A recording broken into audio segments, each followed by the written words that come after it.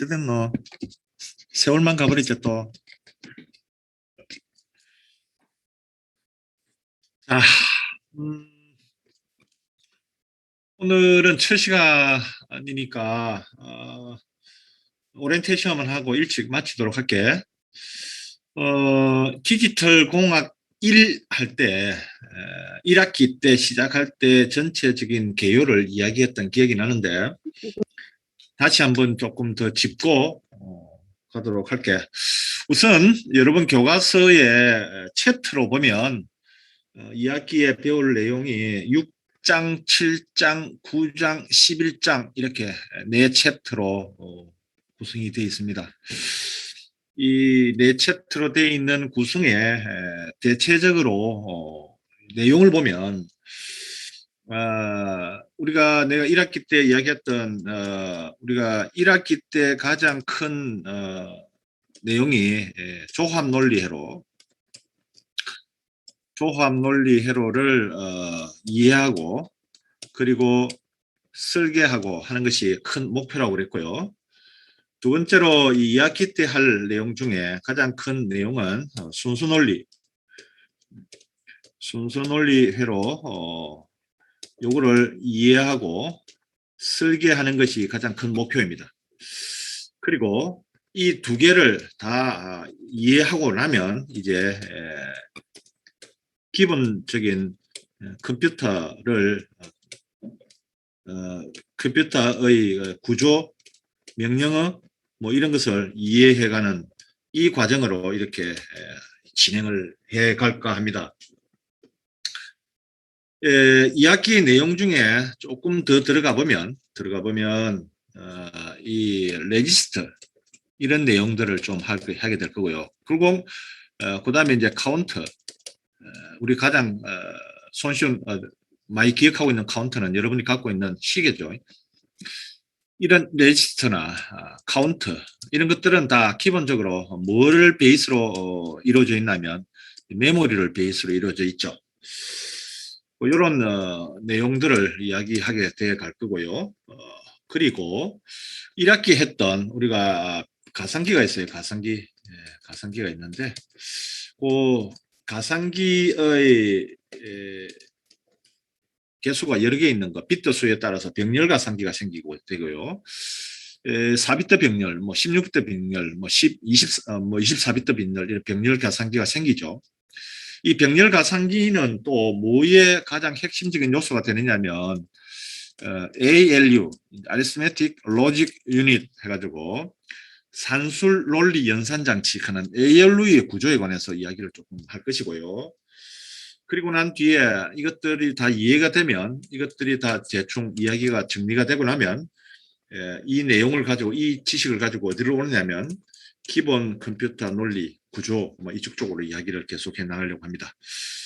우선 당장은 순수 논리회로 이거를 여러분들이 2학기의 목표를 삼아서 이것을 언제든지 이해하고 설계할 수 있는 능력을 갖추는 것이 가장 중요하고요. 나중에 다시 이야기를 하겠지만 논리회로 실험 시간에는 1학기 때 했던 조합 논리회로 요거하고 2학기에 할 순수 논리 설계 요 두 중심을 가지고 여러분들이 실제 실험실에서 실험을 해서 확인하는 작업을 하게 될 겁니다. 대충 이렇게 이야기가 되어 갈 겁니다. 요 한 페이지만 이야기를 좀 하면요. 우리가 1학기 때 했던 게 이제 조합 논리 회로고요. 2학기 할 내용이 요게 순서 논리 회로이죠. 근데 1학기 때 했던 것은 이제 우리가 모든 조합 논리를 기본 논리 소자인 and or not으로 했죠.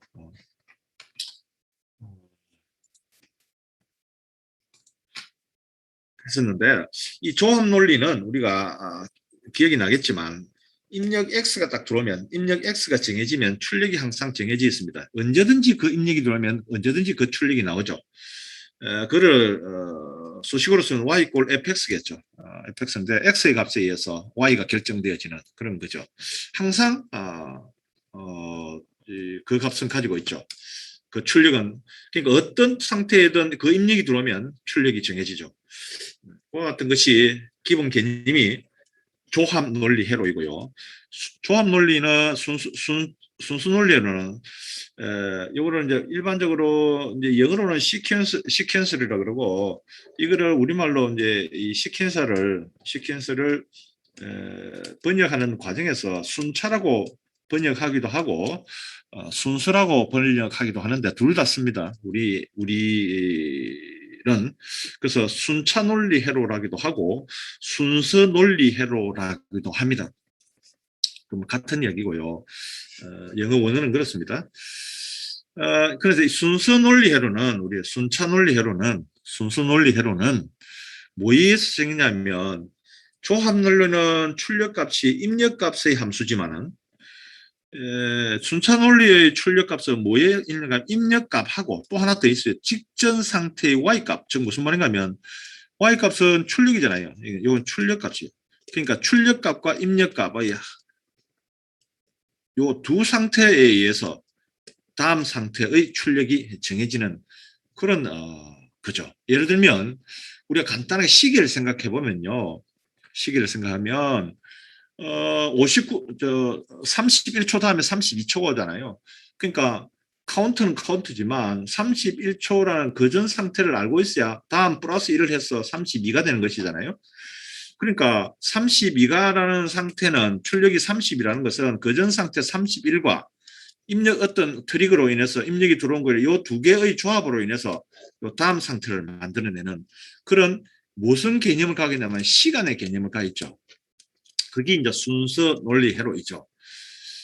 이 시간의 개념을 가지려고 하면 당연히 이제 메모리가 필요하게 되고 이렇게 메모리가 필요해요. 메모리가 필요하고요. 그래서 이 메모리에 관해서 이야기를 하게 되고 우리가 이미 1학기 때 조금 했던 메모리의 기본 개념은 좀 있을 것이고 거기에서 2학기의 순수 논리의 서일 메모리에 관한 개념도 조금 더 이야기를 하려고 합니다. 그래서 가장 기본적인 메모리인 이제 우리가 앞 시간에 뭐 1학기 때 이야기를 좀 했었는데 프리플롭이라는 것들을 어떻게 작동하는가를 조금 볼 것입니다. 그와 같은 것은 되어 있고 또 크게 이 순수 논리와 이 조합 논리의 큰 차이를 보면 이놈은 입력에 의해서 출력이 정해지는 것이고 이놈은 두 개의 입력만 주어진다고 해서 출력이 나타나지 않고요. 입력이 주어졌다 해도 뭐에 의해서 출력이 나타나냐면 출력이 나타나는 시간은 무엇에 결정이 되냐면 이 클럭 펄스에 의해서 결정이 된다 이 말이죠. 클럭 펄스 입력과 클럭 펄스에 의해서 결정이 된다. 입력이 주어진다고 해서 무조건 출력이 나오는 것은 아니죠. 그래서 클럭 펄스에 의해서 동작하는 조합 논리에는 없는 새로운 입력인 클럭 펄스가 반드시 동작합니다. 대부분의 순차 논리 회로는 순서 논리 회로는 클럭 펄스 베이스죠.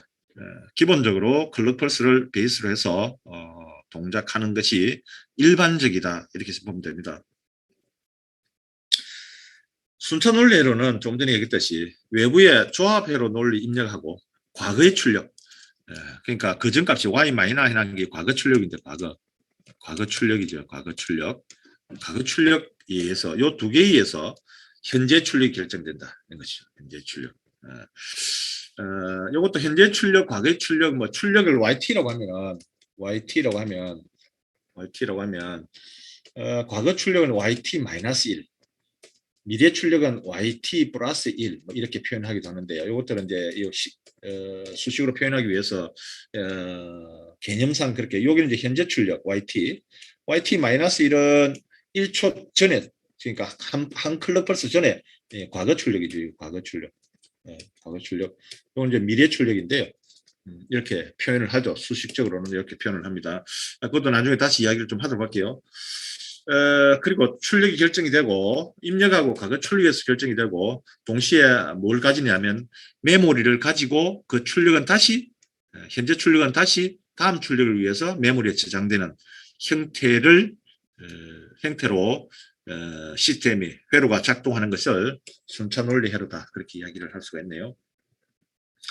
이 동작은 주로 클럭 펄스에서 인가될 때마다 반복하고, 이 동작의 시기는 결국 클럭 펄스가 결정하죠. 우리가 이제 상식적으로 하죠. CPU의 속도는 CPU의 명령어 처리 속도는 결국 CPU 클럭에 해당되는 것이죠. 이론적으로는 클럭이 이제 빨리 갈수록, 그죠? 빠를수록 뭐 동작이 빨리 되겠죠. 그런데 이 클럭 펄스가 빠르다는 이야기는 결국은 이 클럭 펄스에 의해서 작동하는 각종 부품들이, 유닛들이 그 클럭 펄스의 짧은 시간에 동작을 한다는 전제가 돼야 되잖아요. 그래서 한없이 클럭 펄스를 빨리 올릴 수는 없는 것이죠. 그러면 클럭 펄스를 빨리 올려서 CPU의 처리 속도를 높이려고 하면 결국은 각 부품들이 거기에 맞는 부품들이 돼야 되는 거죠. 그 유닛들이 돼야 되는 거죠. 결국은 하드웨어가 고급화돼야 되고, 결국은 값이 올라가는 것이죠. 사양이 높아지는 것이죠. 그런 개념이죠. 간단한 개념은 아니죠. 마치 뭐와 같으냐면 클럭 펄스만 올리는 것은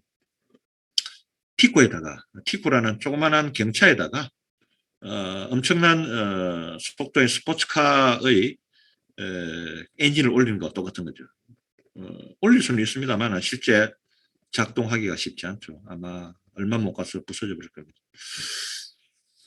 이 클럭 펄스가 인가될 때마다 반복에 일어나기 때문에 클럭 펄스의 베이스로 이루어지죠. 그래서 이거를 이제 클럭 펄스가 주어졌다는 것은 결국은 동기형 순차 논리 회로다. 이렇게. 일반적으로 순차 논리 회로 가면 이 동기형 순차 회로를 이야기하는 것이 디폴트이다, 이렇게 생각하면 됩니다. 그와 같은 이야기를 하려고 합니다. 그리고 요거는 전체적으로 이 디지털공학 2는 어떻게 이야기를 하려고 하면 중간고사를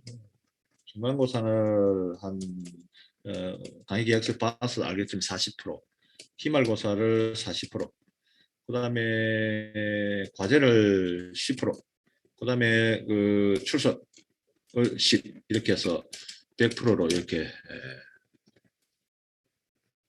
성적을 줄 거 합니다.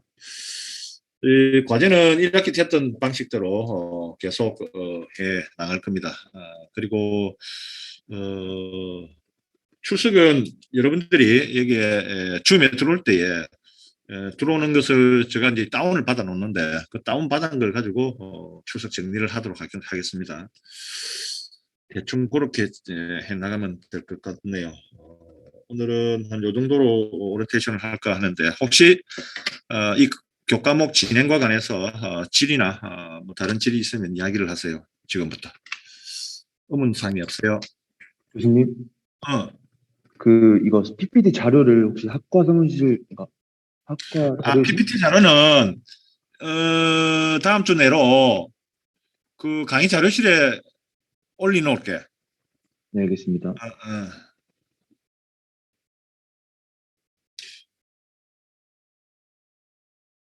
다른 질이 없어요?